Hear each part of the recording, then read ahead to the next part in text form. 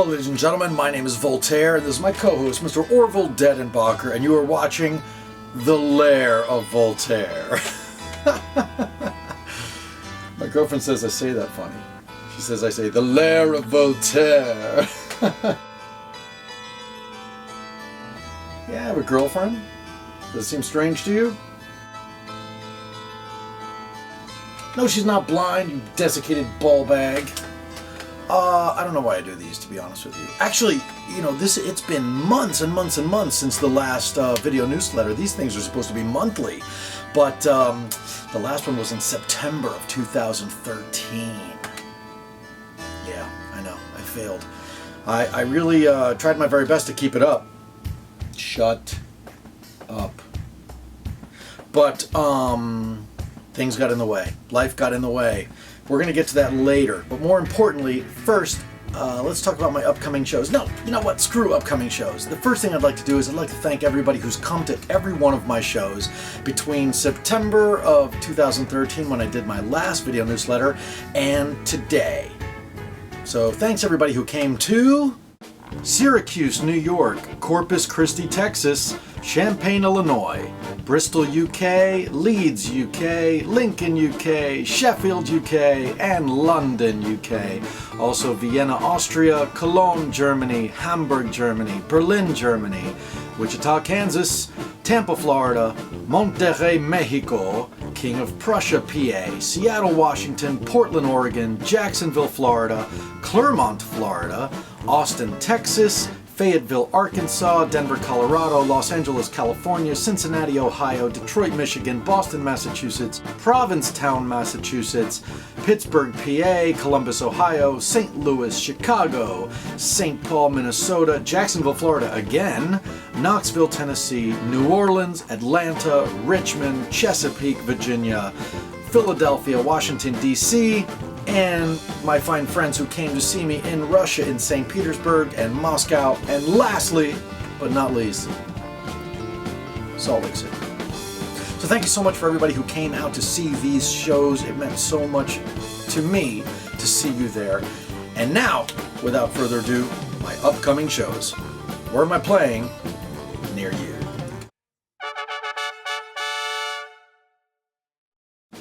On July 11th, I'm playing in New York City. This is a very rare New York City appearance. You know, I don't normally play in New York City because I feel like people don't come to the shows. So I hope you will prove me wrong. I'm playing at Drome with my good friend Mr. Jeff Mack. August 9th, I'm in Chattanooga, Tennessee for the Steampunk Expo and Gothic Con. August 10th, I'm in Dallas, Texas at The Church, my home in Dallas. Labor Day weekend, despite all of the craziness that has gone on in the last 12 months and, you know, all of the speculation about Dragon Con, I was invited to be a guest, and who could say no to perform at the greatest show in the universe. So I will be at Dragon Con for my 16th year in a row, Labor Day weekend. It's the end of August, beginning of September. And lastly, I am headlining once again at Whitby Gothic Weekend in Whitby, England on November 1st. Expect a Halloween show in London somewhere, although that's not booked yet. And I do believe that Whitby is going to kick off my European tour, so expect a list of European dates for November. Please sign up for the mailing list at www.voltaire.net. I send out a monthly newsletter with show dates. And if you do this, you will never miss a show near you. Looking forward to seeing you on the road.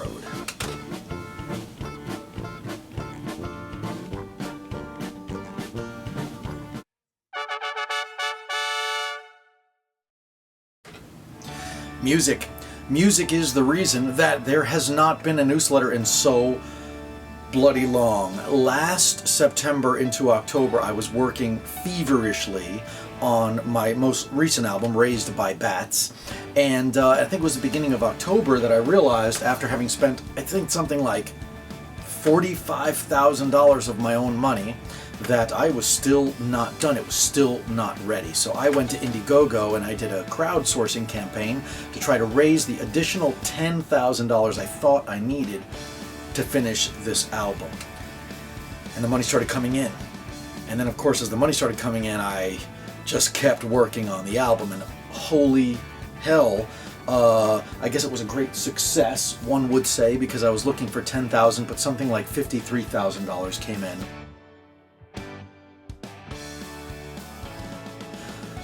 But I spent it all making the album. So, subsequently, the album cost somewhere in the vicinity of $85,000 to make. Just a tremendous amount of money to make an album, in a day and age where people don't feel they should ever pay for music. Now, relatively speaking, making the album was the easy part, because in February, when I actually received the CDs, I had to start mailing out 1,500 orders. Now, the thing that made it even more complicated is that many, great majority of these orders involved personalization, and they were international. And holy hell, the United States Postal Service has changed its policies, making it so difficult and so expensive to send something overseas that it was taking me roughly 20 minutes to pack each international order. So there wasn't a newsletter, because I basically spent the last few months being the shipping and receiving department of the Raised by Bats Indiegogo campaign. There's a lesson in there for somebody somewhere. What's going on back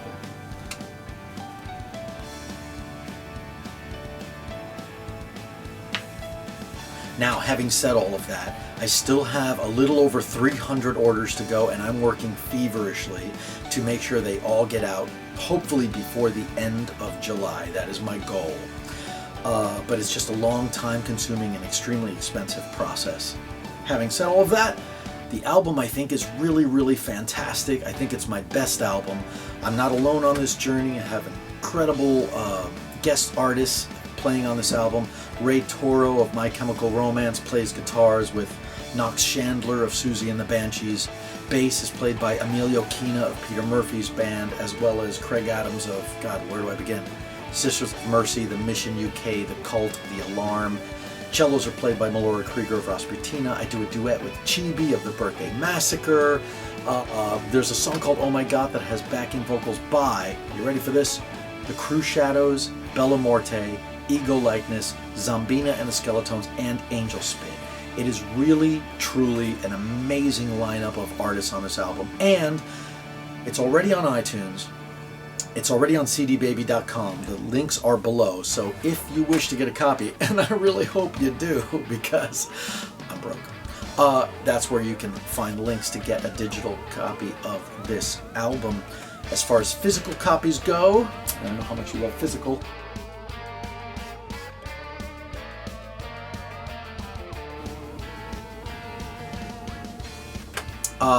You can't get one, because I am determined and I am committed to getting all of the physical copies that have been ordered by my supporters on Indiegogo to them first before I make it commercially available.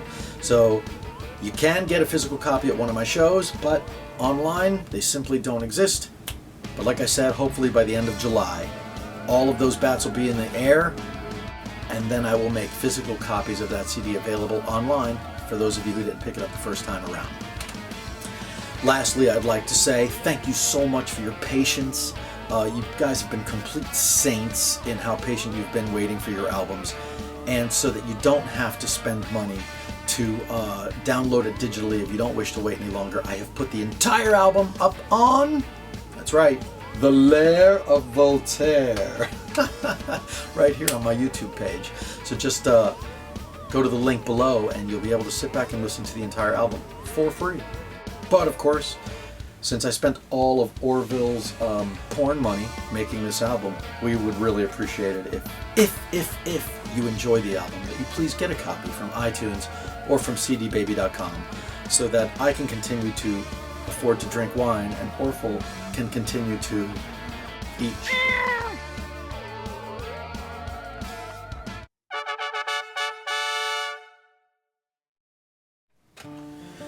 As many of you know, I make books. I write books. I've written a book, a novel, in fact, I don't know, I guess I would call it a comedic horror story called Call of the Jersey Devil.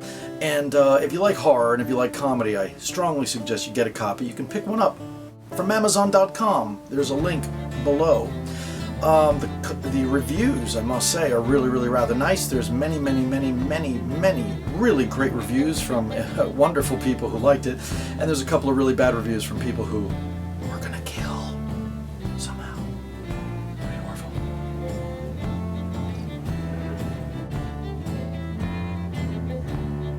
My next book is called The Legend of Candy Claus. It is a picture book. It is, I guess, a children's book. It's in the spirit of Nightmare Before Christmas or the work of Edward Gorey, in that it's kind of spooky, but in the same time it has kind of a, what's the word I'm looking for? Nope, that's not it. A spooky friendly kind of vibe to it. And when is it coming out? I don't know. Ideally, it should come out in October for Halloween. But the publishing world works in mysterious ways. So as it happens, my next step, now that the book is actually finished, it's completely illustrated, is to go and try to find a literary agent or publisher who's interested in it. And if they are, chances are it won't come out until 2015. So hopefully everyone will hate it and I'll put it up myself and you can buy a copy in October. Story of my life. So if you're interested in the Legend of Candy Claus, just keep an eye on this website right here, Voltaire.net, and there's a direct link that will take you to the Candy Claus page on there, so that as things develop and I figure out when the book's coming out, you'll know too. While you're at it, of course, you can always pick up a beautiful Candy Claus plush toy from the web store. And once again, you'll find a link down below. Now, this next item is not a book, but people have thought for months now that I have been working on a book with the lovely and talented Miss Abigail Larson. Abigail Larson is an incredibly talented illustrator who I had the privilege of meeting in 2013, and one thing led to another. We decided that we should work on a project together, and it's been a secret up until now, but I'm going to tell you what the secret is. You know what the secret is, Orville?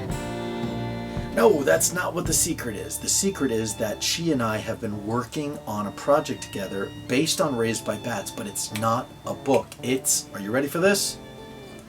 Raised by Bats monster cards. That's right, it is a trading card collection that features all of the 30 guest musicians that played on Raised by Bats, but as monsters. Now, what makes this really fun is that each one of the guest musicians turned in a description of their monster with a little backstory.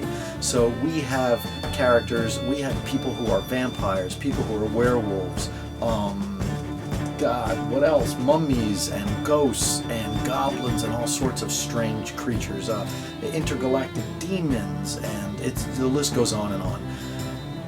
Check out some of these illustrations. This is Brian Viglione as a werewolf. This is me as a vampire. Olia Fomina, who played organ on this album, is a siren. These illustrations are just absolutely fantastic. Now, we've done 20 out of the 30 guest musicians so far, so we still have 10 illustrations to go. And when it's done, then we'll start figuring out how this is actually all going to get made and packaged. So I would expect somewhere around Halloween, the Raised by Bats monster card set will be available. They'll be just like trading cards, just like baseball trading cards. There'll be about 5 or 6 in a package, and they'll be completely assorted. So look for that sometime around Halloween. And while you're at it, do visit the website of Miss Abigail Larson, because she's absolutely spectacular and really talented. She has a lot of other art which I think you will truly enjoy. Orville, I think that you should go check out Abigail Larson's website, because I think that there's art there that you would enjoy. Don't be disgusting. She doesn't. No, actually, I think there is some of that. I think actually.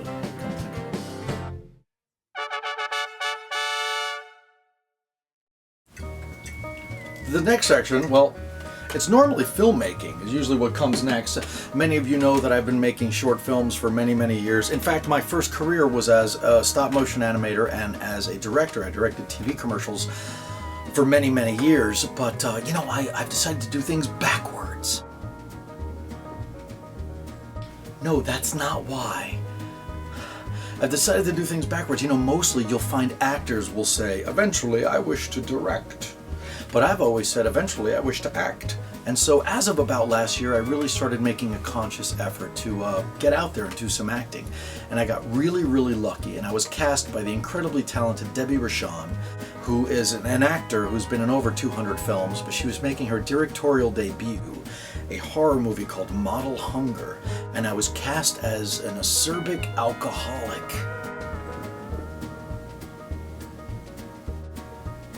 Yes, I was typecast. That is a fact. In fact, I'm an Iron Maiden fan. An acerbic alcoholic Iron Maiden fan mechanic. Mechanic is about the only part that doesn't seem to fit. That's where the acting came in.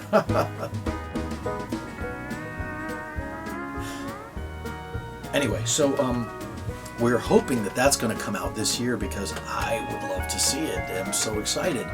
And then shortly after that, I was cast finally by a director I've always wanted to work with, a gentleman by the name of Larry Fessenden. And he cast me in the ABCs of Death 2, the sequel. If you saw ABCs of Death 1, it's a series of vignettes. Each director is given a letter of the alphabet, and his letter was the letter N. I think that's all I can tell you. But in that one, that was really, really different from my last acting experience. In that one, I was cast as a lecherous Gothic dad. Yeah, I had to stretch for that one. I had to really stretch for that one. Typecast again. So I can't wait to see that. I think that might be coming out in the fall as well. And then, you know, things were moving along really quite briskly, and I was cast in my first leading role in a web series called Chapter 4 by James Felix McKinney. Now, the idea was that we would make webisodes, and they would be out of order. So the viewer didn't really know what was going on until the end, so to speak. And each webisode was, I don't know, 5 minutes or so. And it was experimental science fiction, which I absolutely adore, frankly. Black and white experimental science fiction, my favorite. But sadly, the director chose to cancel the series. I think he was expecting more people would buy each episode before we moved on to the next one. So we only got one in the can. You know, it's a little hard to sell people on, hey, buy this thing, even though you have no idea what's happening in it, and you won't know until you've seen 4 or 5 of them, which don't exist yet. So, you know, the marketing might have been kind of a little wacky on that one, but I was so excited to do it, and I wish he had his chance to do the entire series, because he, against his wishes, told me the entire story plotline, and it was absolutely genius, just genius. So, but unfortunately that's gone now, so I suppose I'm back to pounding the pavement.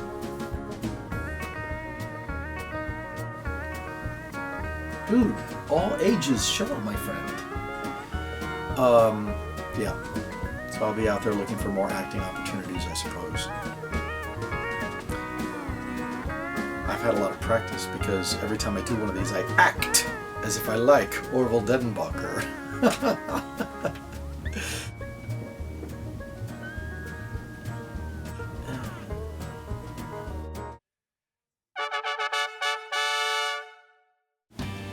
Last month's contest. It's a funny thing to call it, seeing as last month was September 2013. It was like 9 months ago. But the last contest that we had was for you to go to my SoundCloud page and listen to all of the demos and the mixes of Raised by Bats, and to figure out which one was the oldest one that I had written.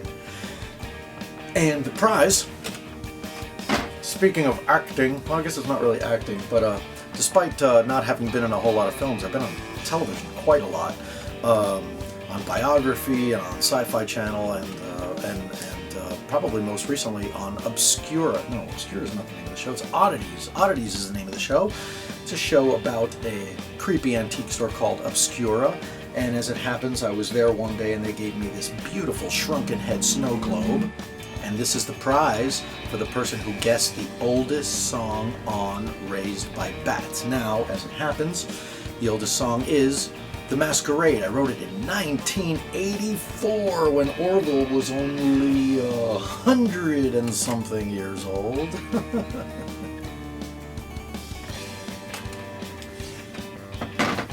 And the winner of the Snow Globe is Malchik Pride. Malchik Pride, congratulations, you will be receiving this Snow Globe. All you have to do is message me directly from your YouTube page into my inbox with your mailing address, and I will get it into mail to you. Congratulations. And incidentally, for those of you interested in seeing my TV appearances, please follow the link below to my on-camera page on Voltaire.net. Enjoy.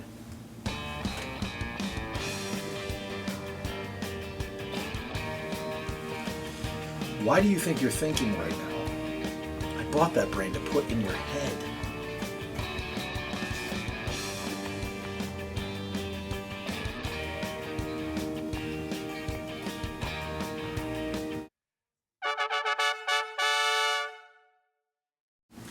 And last but not least, that brings us to this month's contest.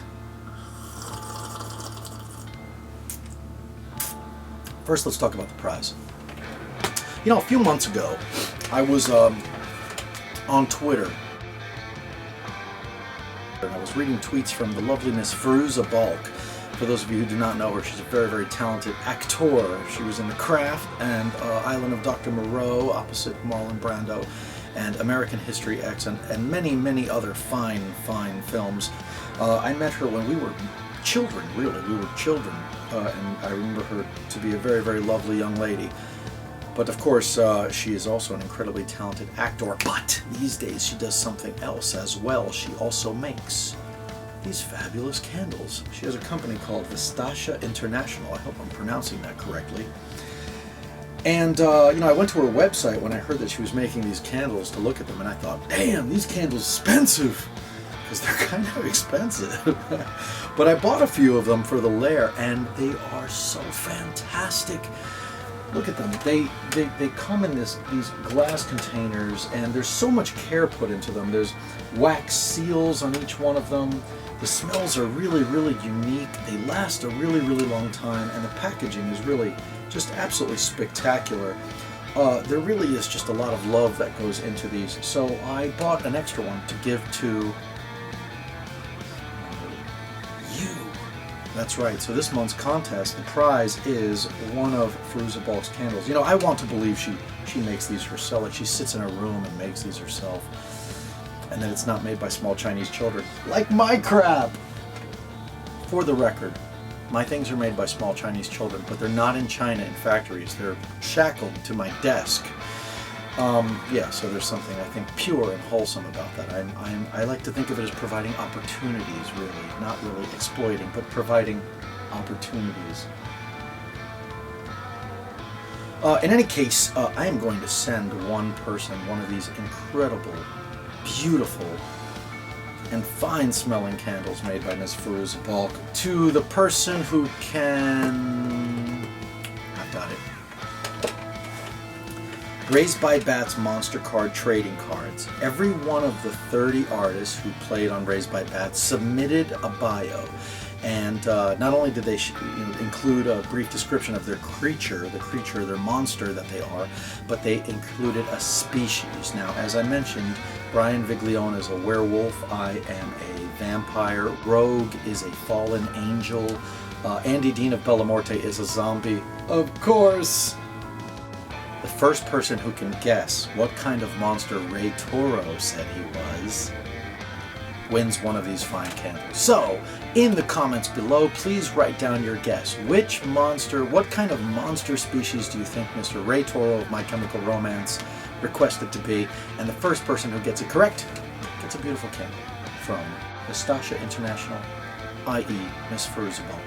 Thank you so much for watching The Lair of Voltaire. It has been far too long. I'm going to promise to keep this going as frequently as I possibly can, you know, despite all of the resistance that I meet, due mostly to Mr. Orville Dedenbacher and his acerbic wit.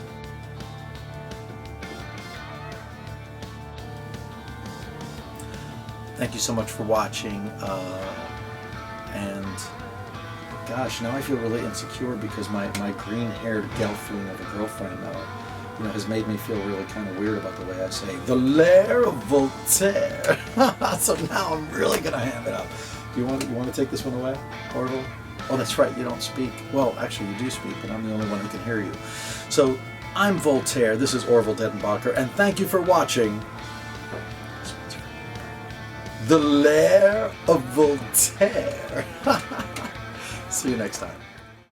If you like watching the Lair of Voltaire, please like the video and don't forget to subscribe so you'll always know when a new one is in the queue. In the meanwhile, I have put all of Raised by Bats here on the Lair of Voltaire, so don't just sit there. Go and listen to it immediately. It's free. You need a girlfriend. Maybe a ghoul friend. Maybe just a cowboy boot full of ground beef.